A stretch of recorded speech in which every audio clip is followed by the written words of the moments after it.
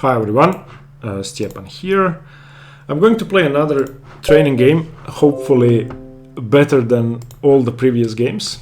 I have the white pieces today, and again I appreciate all of your feedback. I'm aware that I make mistakes and I kind of have a vague idea of what I should do to remedy them. I still find it very hard and very stressful to play while talking and recording, but I think training in conditions harder than tournament conditions is good for me, so I'm going to keep doing that. Okay, bishop e7 is a move Korchno used to play against Karpov in their match against the Tarrasch. He just didn't know what to do. He used to play c5, but then he would get destroyed slowly. So what he wants to do here is prevent me from playing knight e2 by making me play knight f3 in this position. So since I don't want to play knight f3, I'm going to play c3 first. That's a move objectively it's not the best move, but it tries to get him out of his move order. So it's a move I've looked at briefly, and I sort of like it, because he's going to play c5 anyway, and I'm going to play c3 anyway. And after c3, I can now play bishop d3, knight e2, which is my normal Tarrasch setup, and he has to play knight f6 anyway. So now knight f6, e5, knight d7, bishop d3, c5, knight e2. I've already played c3. So I will transpose to a normal Tarrasch with his bishop on e7, which is arguably not the most useful move. He'd prefer to have a knight on c6 instead of the bishop on e7. So I don't think this is okay. Now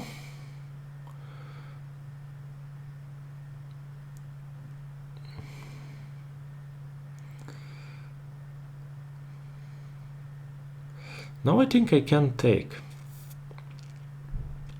and transpose into the open Tarrasch with e d5, queen d5,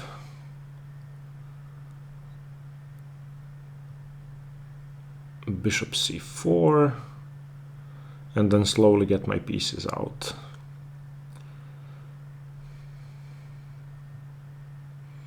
I think that should work, yes. Okay, so I'm going to play e d5. I think we are now getting into an open Tarrasch where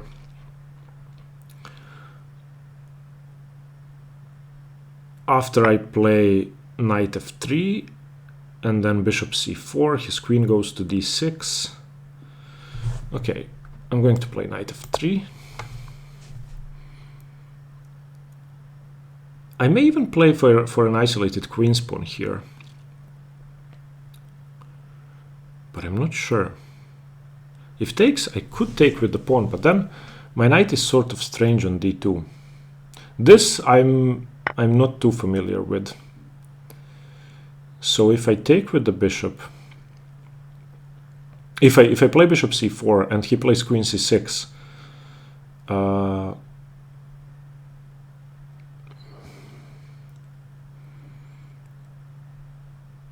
then I cannot take with the knight.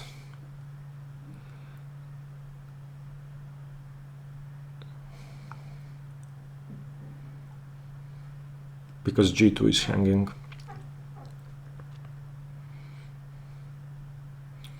But I want to play bishop c4 with tempo anyway. And then I'll recapture with the pawn. I think that should be fine. Okay, I'll play bishop c4. He doesn't have any checks. He doesn't have queen e5 or queen e4. So that should be okay.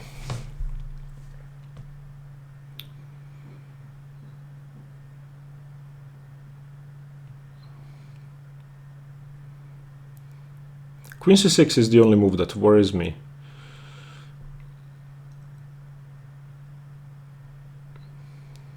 But that takes away the square from his knight, so after I recapture with the pawn, he probably plays bishop b4, pinning my knight, threatening bishop c4, then I castle, and if bishop d2 I have to play knight d2 to defend my bishop.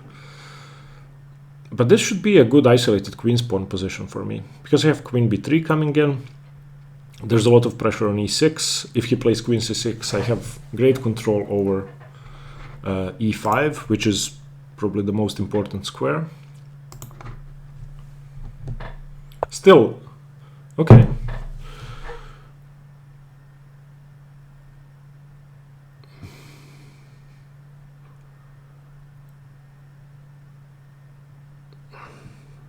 Yeah, I don't want to go for a queen trade, so I'll just take with the pawn.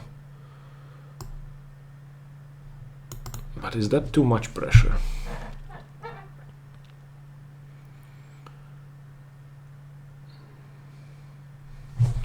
I don't think that's too much pressure. I don't want to trade queens and get my king to d1. I always have knight b3. I also have knight e5. So I'm going to start attacking. I mean, the tables have turned, sort of. In the normal open Tarrasch, black is the one who ends up with an IQP. But I feel that my position should be okay. Although I did get confused in the opening, which is not good. So yeah, bishop e7, I haven't seen too much. I know I've prepared this move c3. However, okay, now rook e1 seems normal. Knight e5, queen takes, rook takes, also seems okay, preventing his bishop from developing. So do I want to trade queens and accept an isolated queen's pawn forever without queens on the board?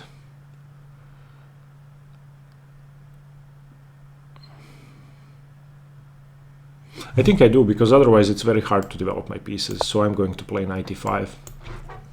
And then the other knight into f3, bishop to e3, and try to put pressure on f7 and e6. And most importantly, trying to make it hard for him to play bishop d7. Because if I get the bishop pair in this open position, my IQP doesn't really mean that much.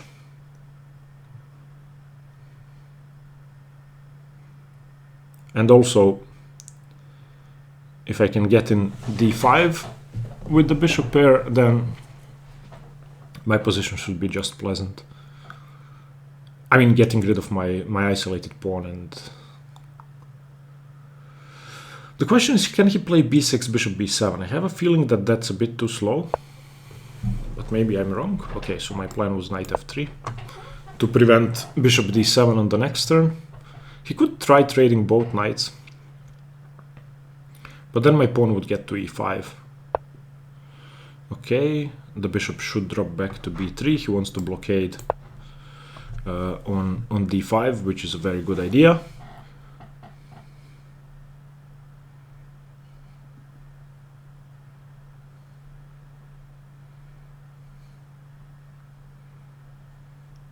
But still, it's hard for him to develop the bishop. He should probably play knight f to d5 and then play f6. And I know this pattern from my game against Milan. You have not seen that game. Milan and I are playing a match. This is the third match in a row, and we played one game. And okay, I think knight f should go into d5. The point is he now cannot play f6.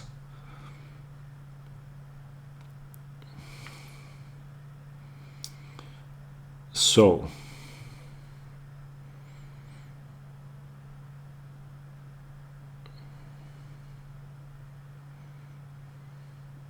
is bishop g5 a good square for my bishop? Because I have to develop my rook. And either bishop d2 or bishop g5. I feel that bishop d2 is better, but bishop g5, can he play knight d7, bishop e7, knight e7? He can. So I don't want to trade, because my pawn gives me more space, and if he plays knight e4, I'm going to play bishop e1. I know that seems strange, but I want to keep the pieces on the board because he has a hard time developing.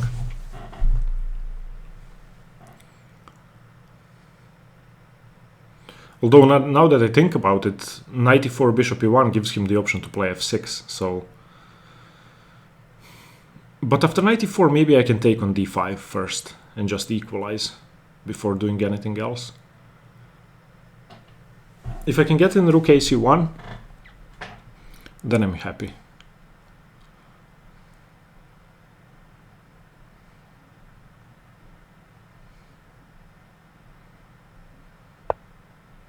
Okay, he wants to play b6, bishop b7.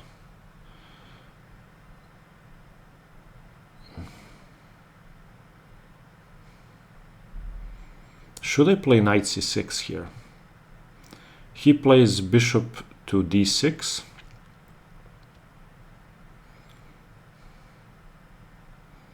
How useful is that for me?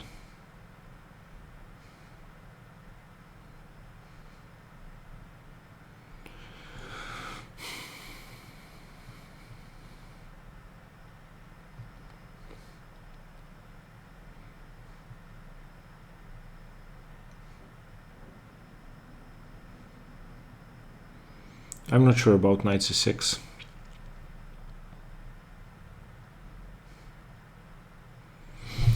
So I'll just play rook to c1 and get my last piece into play before moving the same piece twice.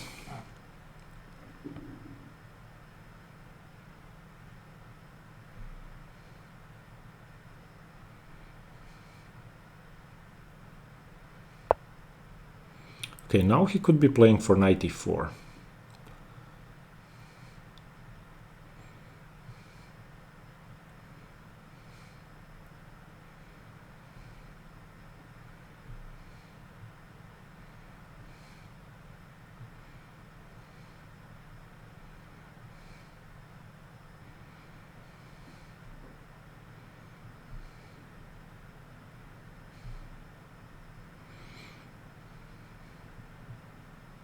Okay, I'll just give my king some luft. And if he plays knight e4 and I play bishop e1, then on f6 I have both knight d7 and knight c6. Now I don't have knight c6.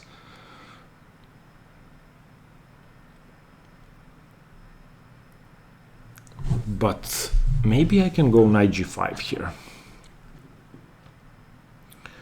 And then force his bishop to remain passive.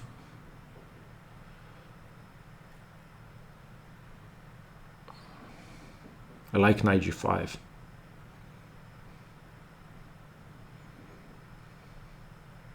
Okay, I'll play aggressively.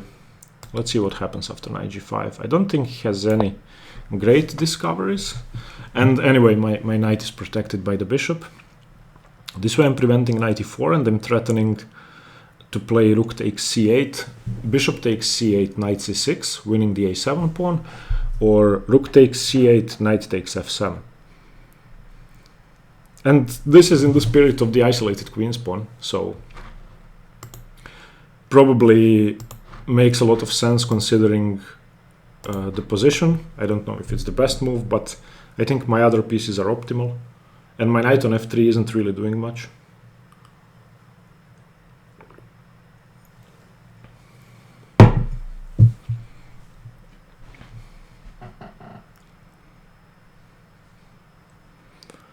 Now if he moves the knight from d5, he is in a world of pain on f7 and d6. I mean, my d1 rook should be on e1 to support this idea, but since he played queen h5, queen takes d1, my rook just came from f1 to d1 and I didn't move it again. So maybe an optimal move would have been rook e1 instead of knight g5, but then I wouldn't have bishop e1 on knight e4.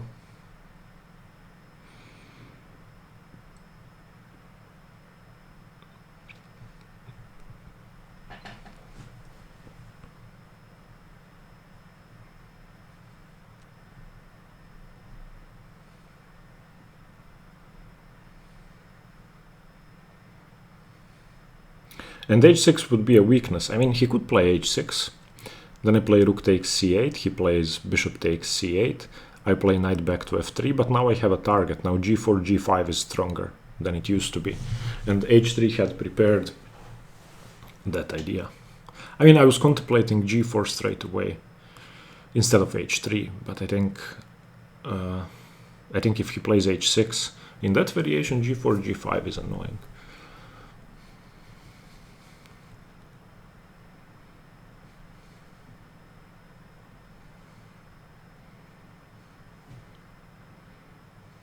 Still, I feel that h6 is the principled move here. He cannot allow this knight to remain.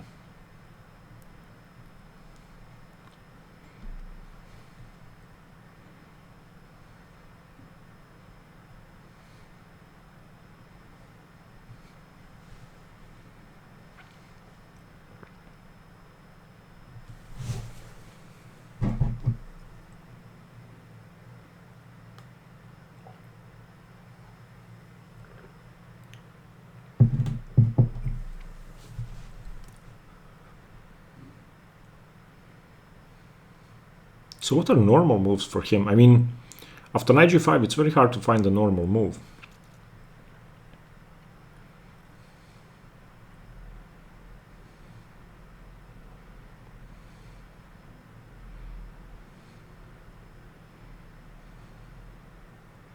I don't know. I would play h6 pretty quickly if I was him. Just allowing rook c8. If he takes on c1 and then plays h6, then I'm getting the c file. And again, if he then plays rook fc8, rook to c8, then I take again, bishop takes and knight c6.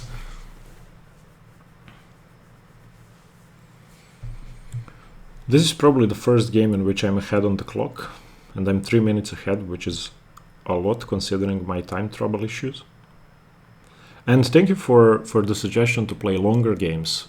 I would love to do that. Unfortunately, it takes about 10 to 15 minutes to get a 30-minute game in, which I've come up with a way to do it. I'm going to pair for a game before I start recording the video, and then once I get the game, I will start recording. So that's going to, well, make it less boring for you. You won't have to wait for me to get paired. Play h6, man. Play h6. You will get into time trouble.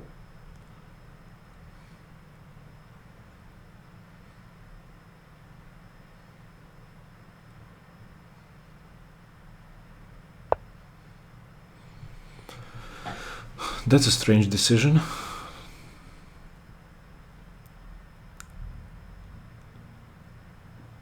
Now I just win the bishop pair. I play knight c6, bishop takes, rook c8, rook dc1. So I feel this is absolutely correct. Getting his light squared or his dark squared bishop. I don't think moving the rook away was the correct decision.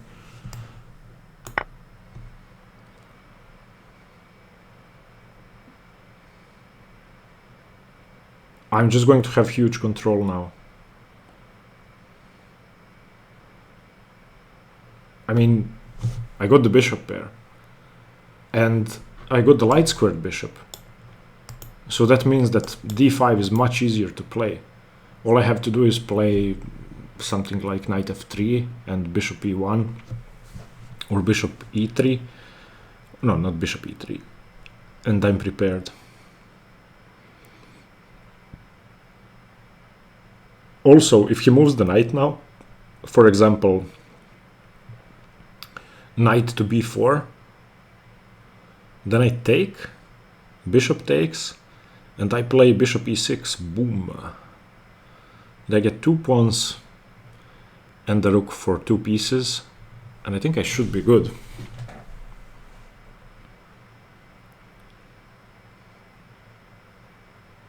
But maybe on knight b4 I can first just play rook to c7 and improve. then threatening. Okay, he does that. I'm going to of course keep control over the c file. Knight b4, I play rook c7. Knight f4, I have to play knight f3, and then I go into knight e5. Okay, I don't feel that I have much left to do on g5 with my knight. So I think I'm just going to play knight back to f3 and try to consolidate, defending my pawn to make sure knight b4 doesn't win my d4 pawn. And I would love to get my knight into e5.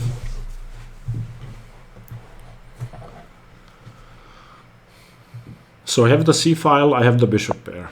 I have the e5 square for my knight. This should be pleasant. I feel like bishop g5 is a good move now.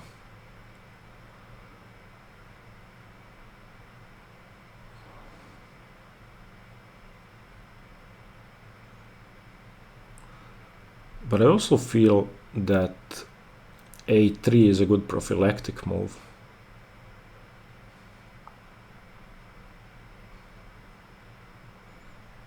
Again, I don't think I'm afraid of knight e4, I just play bishop e1.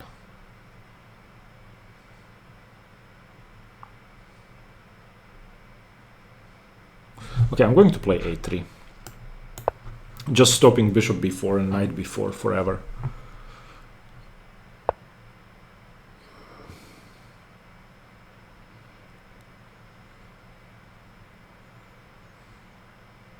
Okay, I feel like bishop g5 has to be correct now, because my bishop is getting sort of loose. And if he plays h6, I take on d5. Yes, my plan was to take on d5. Maybe not.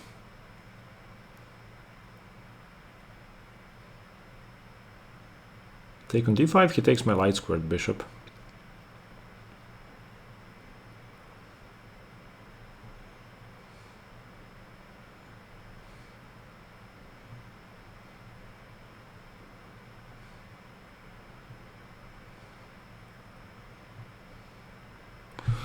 Okay, this is a bit tricky, I have to think here.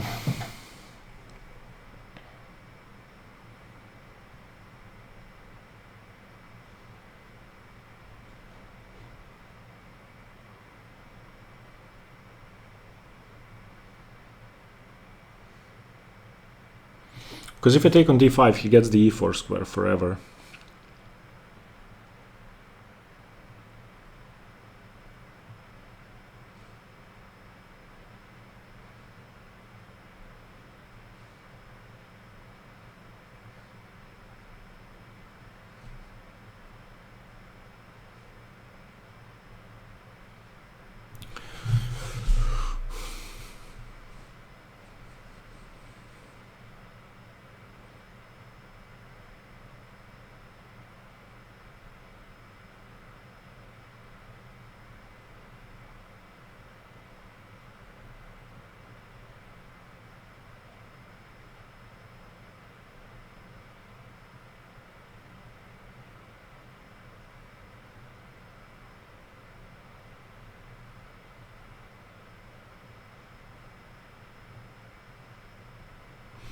I don't know.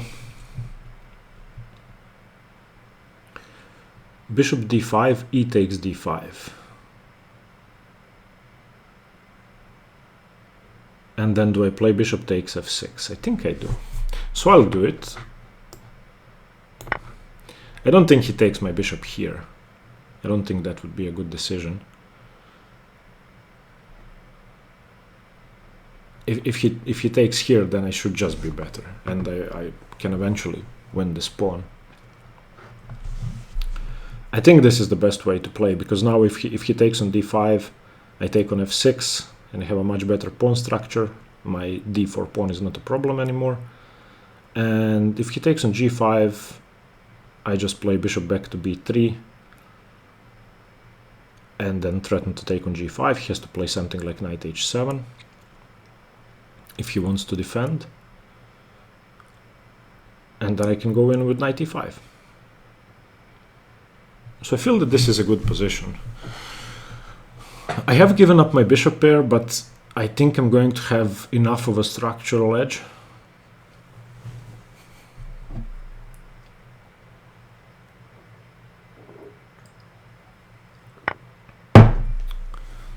Wow, okay. I did not expect that. So let's see what his idea is.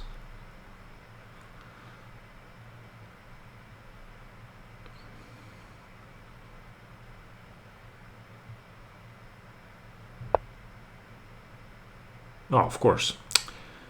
I did not see that. Why didn't I see that?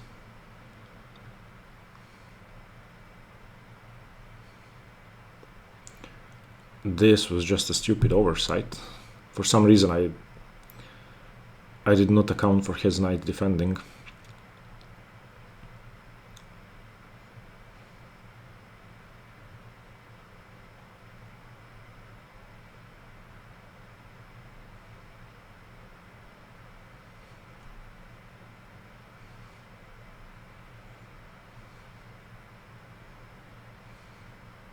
I think I would like to keep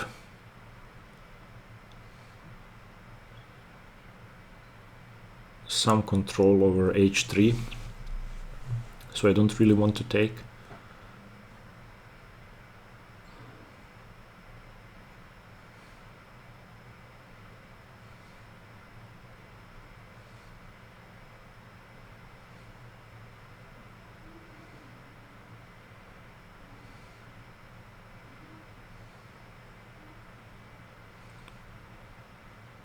Yeah, it's just... I gave up my bishop pair for nothing. I'd completely missed that he just pushes. Okay, a knight e5 I feel has to be correct. Takes on h3. G takes. He probably plays knight h5 for knight f4. Okay, I'm going to play knight e5. I feel that that should be correct. I don't think he can take here because then I win the pawn.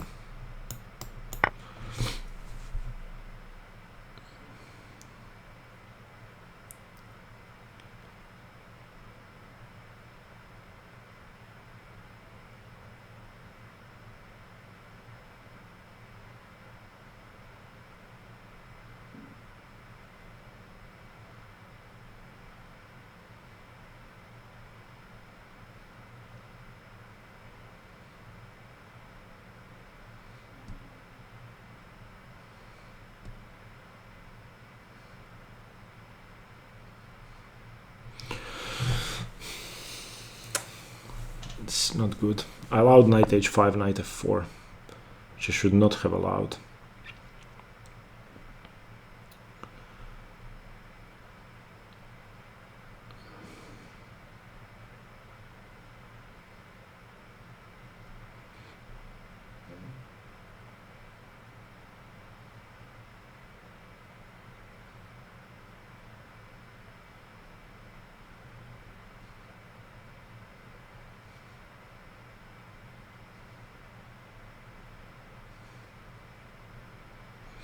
Okay, I'm going to prevent rook c1 check and prepare knight c6 if he misses it. I guess he takes.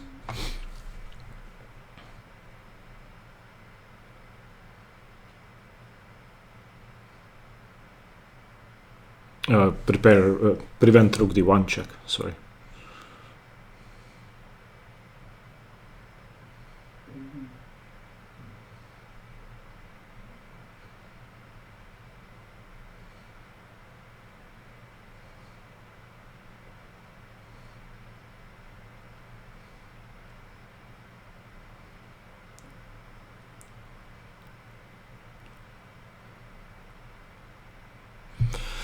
Yeah, bishop d5 was a bad move. Okay, I shouldn't think about the mistakes I'd made. I need to concentrate on the game.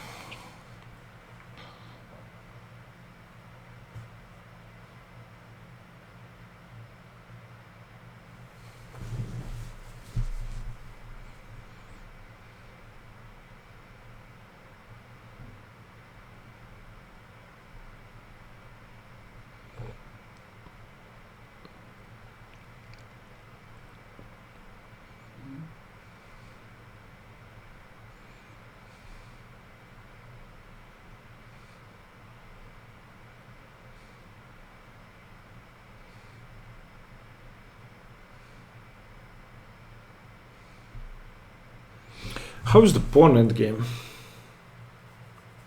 That's the question.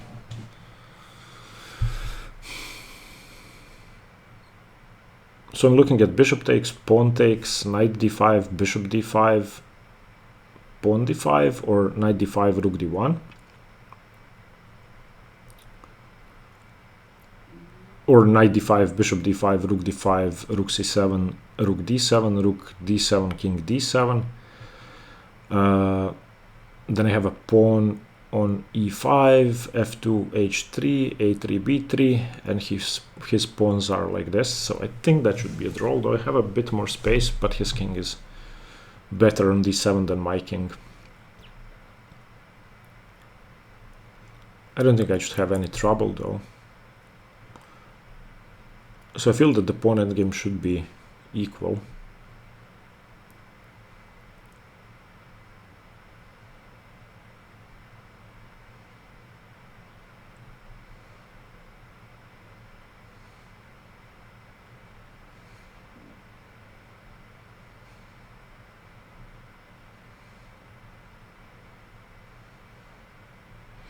I think bishop e5 is just the most natural move. I don't know why he's thinking for so long.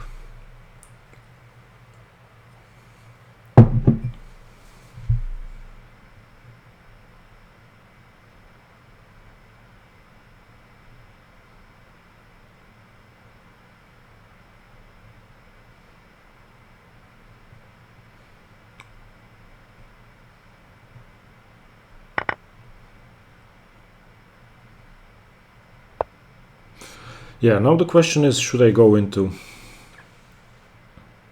the endgame? I'm going to decline the draw because I want to play.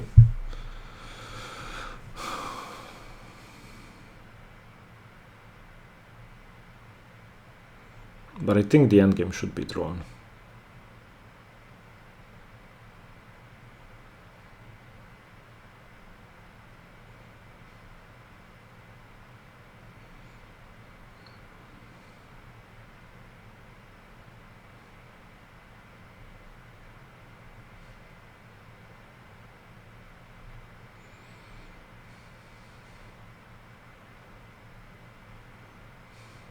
The problem is that I have to play a move like king h2 here, unless I take the knight.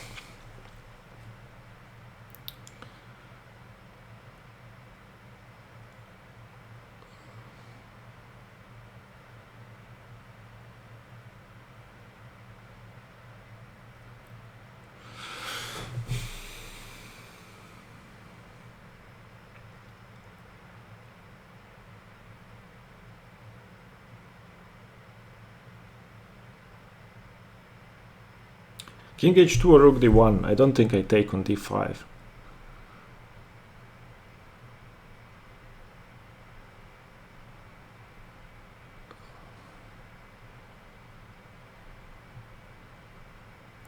Okay, I'll play rook d1.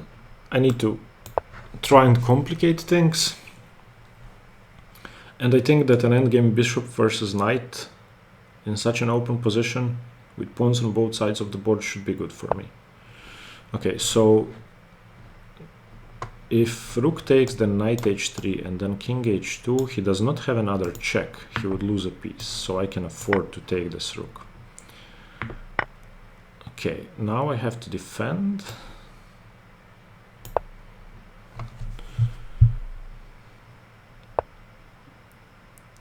Ah. Okay.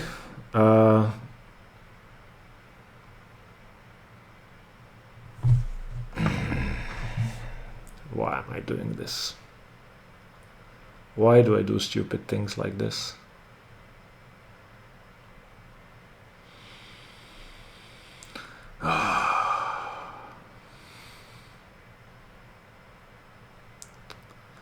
Okay.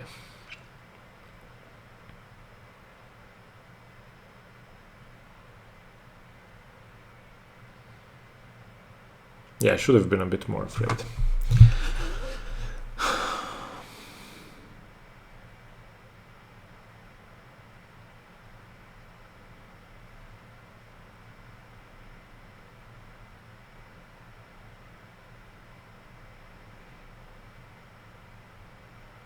Okay, so what do? I will try to be as active as possible somehow. He's actually forking 3 pawns. That's incredible. Okay, so bishop c2. He takes on e4. He doesn't take on e4. Wow, okay. So now he's threatening both pawns again. But I can now play f4, and after...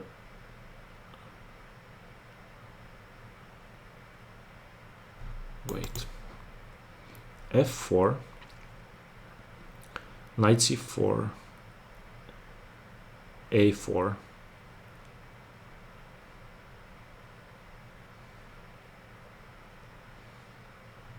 Okay, I'm going to play f4. And after knight c4, I'm going to play a4. And then I'll try to queen my pawns. I don't think I'm hanging anything now. He has knight e3.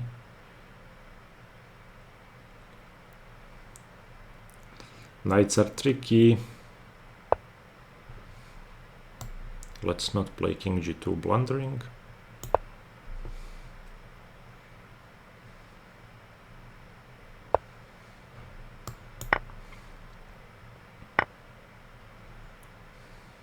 Let's not play king g4 blundering a piece.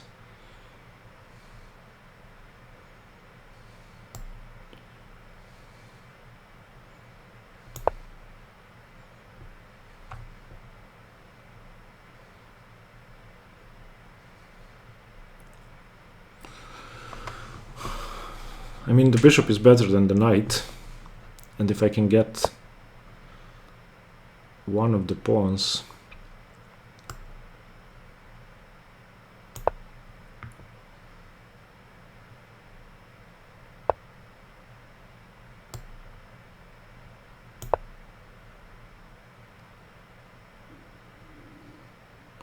I wanted to liberate the e4 square for my bishop.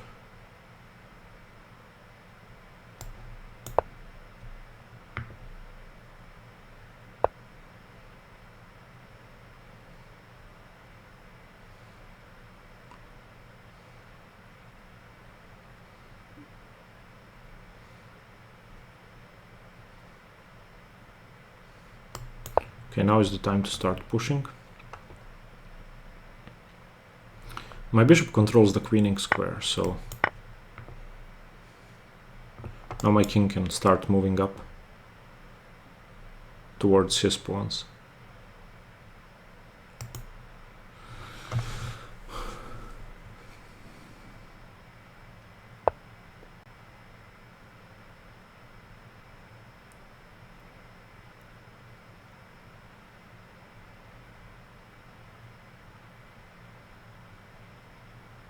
I don't want to blunder.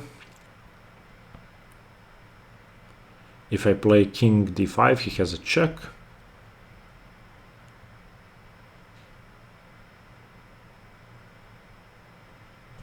But I like bishop h7. It seems like a weird move, but it seems very tricky. So you can play bishop f8, bishop g8.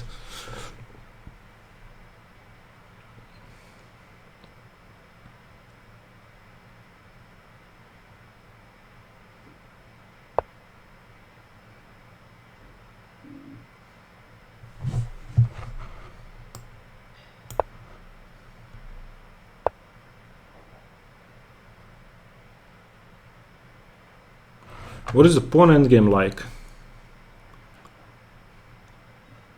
Is the pawn endgame winning?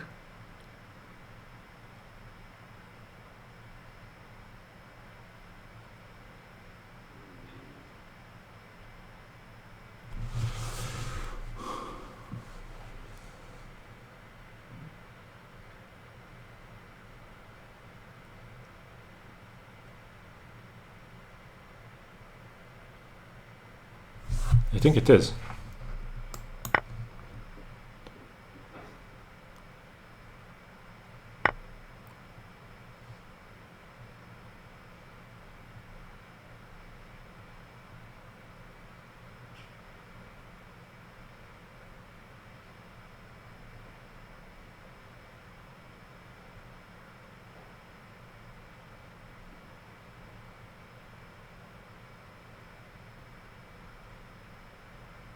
No, the king is in the square.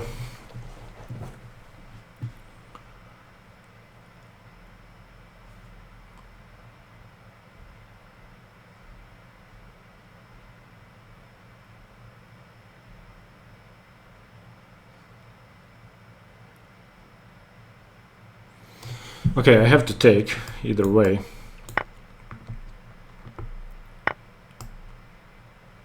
And I cannot push my pawn because his king is in the square, I think. Take here, here, here, here, here, here, here. Correct, his king is in the square, so I have to take.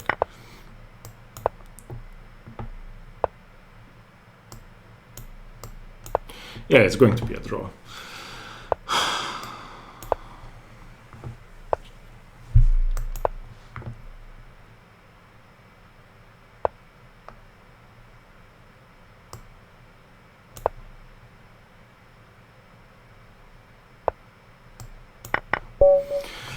Yeah, okay.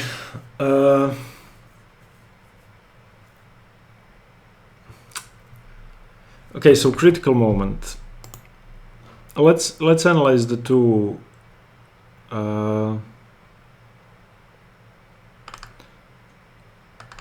Let's analyze the two critical positions. So the first position is this one, in which I think it was correct. Well, I'm sorry that I have to analyze the position on move 4, but I think this is. But I think this is correct. I think ED is correct. No, DC. Okay, ED is okay still. Let's see. Queen D. Okay, knight GF3 is correct. C takes D4. Bishop C4 is correct. Queen H5 is the theory. Okay. Knight takes D4. Why would anybody go into this?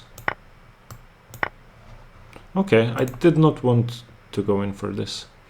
Okay, then the other point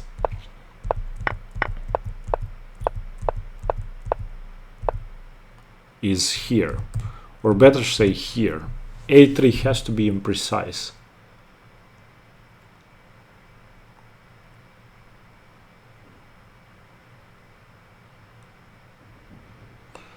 Because, well, I simply don't have time for that. So I need to play. What do I do? What do I do here? This is a tricky position. Maybe I just go knight e5 and allow knight e4 and play bishop e1. And then f6.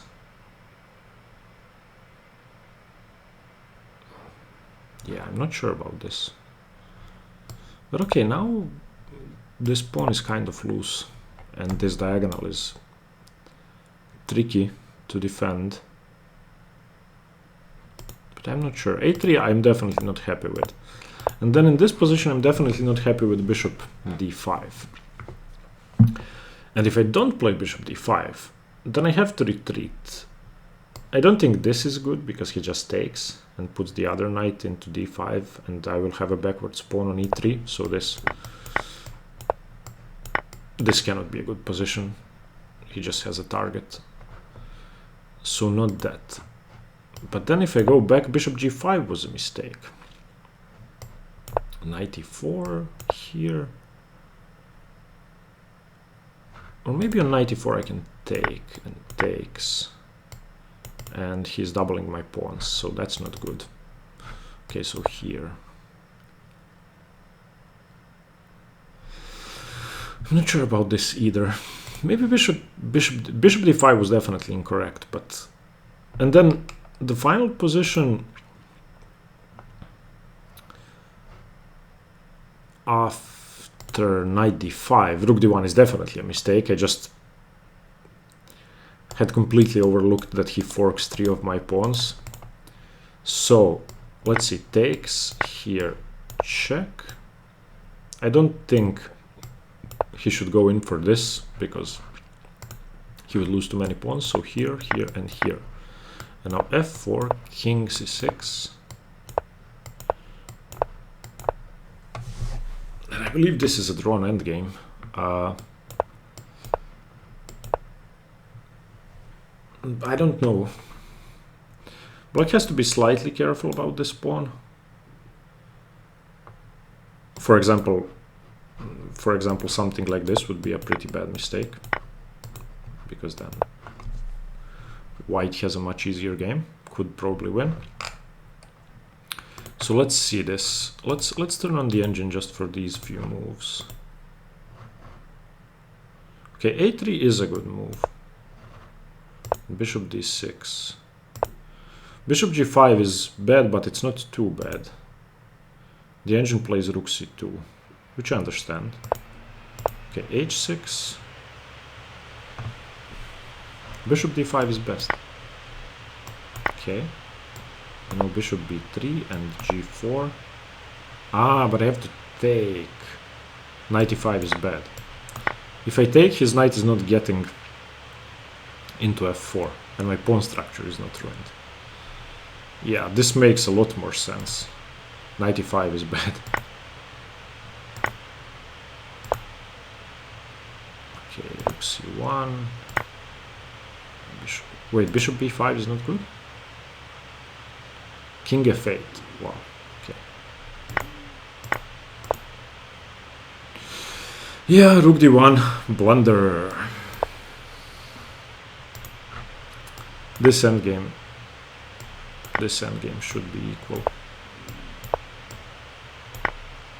Oh, it's lost if I trade? Wait, okay, I'm going to learn from this. Okay, I played f4. Let's see what's wrong with this. How does he beat me?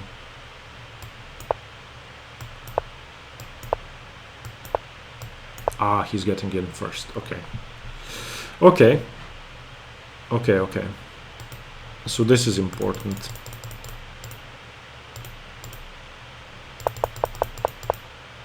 No. In this position he advances and then plays here. Then gets into c4. Okay. One last thing I would like to check is c3 I know is playable, and I remember looking at that move. Again, I don't want to play knight gf3. I've played bishop d3 in a game just the other day. And if d takes e4, I think I can play knight takes e4, and if queen takes, of course, bishop check. So that wouldn't work. So bishop d3 is a setup I want to go for, and after c5, there's some reason why I cannot play c3, although I don't remember now. There was something after c3. Maybe he just trades everything. Yes, and I'm left with an isolated queen's pawn again, which happened this game. So dc5, and we get a pretty similar position. Yeah, and the problem is that e5 now doesn't work. So I have to... So not bishop d3. e5, c5. Well, e5 without the knight on f6 is not as good. Now I have to play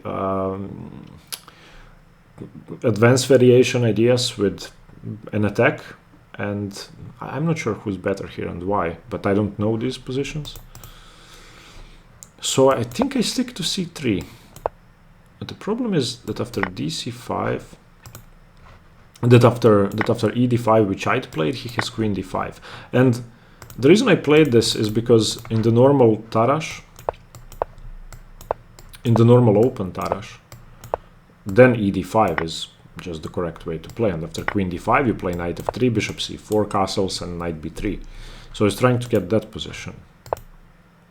Yeah, but here... Okay, let's have a look at this. dc5, bishop c5. And now bishop d3. Okay. And I guess not e5, but queen e2.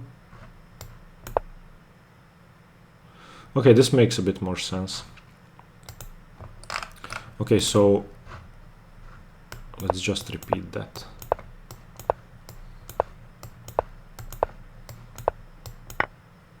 Okay, takes, and then bishop takes, and then I play bishop here, and he plays knight f6, I play queen e2. Okay, and do I play knight f3 now? I think I play knight f3. Yes, okay, knight f3. So this is the setup. And if he takes, I think knight takes. So I don't think he takes, probably castles. The question is e5 useful? Because I think it's going to be hard to defend. But this seems like a very good position. I don't think his bishop is ever getting out.